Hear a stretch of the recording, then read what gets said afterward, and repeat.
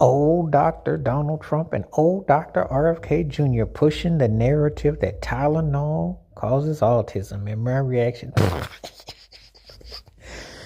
when are you going to stop listening to politicians that are trying to play like they're doctors? When did they become doctors? When did they become medical experts? They barely know anything about politics. How the heck they going to know anything about medical? But this thing has really snowballed into like really, I mean, as long as Tylenol has been around, there was never any links in the past. How do they come to these mind-blowing conclusions? What is the delusion that they're trying to sell? But this is what you have right now.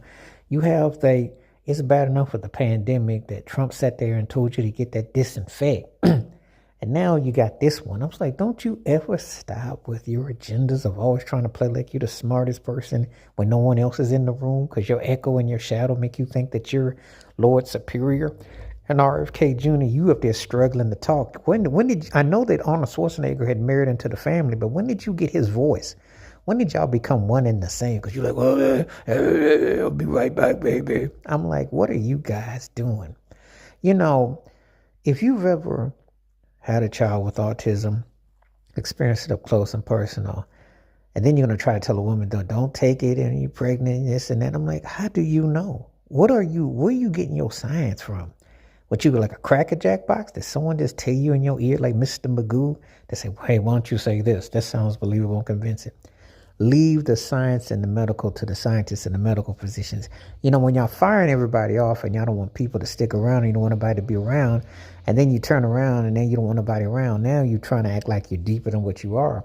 But then what are you doing? Then you're trying to mix it up and like you're just hoping that something will straw. You're grasping at straws. You're hoping something sticks. You really don't know what you're doing. And it's too embarrassing to tell you that, hey, maybe you in over your head, but hey, that hasn't stopped you before. You know, you have no limits. You'll try anything. You'll say anything. You hope anything comes to pass. And this, maybe if I say it enough, maybe it'll come to stick. Maybe it'll make some sense. I don't know. But this is just one of the things that it's just embarrassing that how it all comes to pass and that, you know, you have no way of knowing and you have no idea what you're saying with the ideology and everything like that. So it's just one of those things that they just hope that you just kind of convey this message and you just hope that it comes to fruition. But we're just here to tell you that, no, leave it to the medical experts and please don't listen to this dummy. How about those Epstein pills? Can we get those Epstein file pills? Now that is something that we want to see if we can get a cure for, make you feel better. We'll feel much better.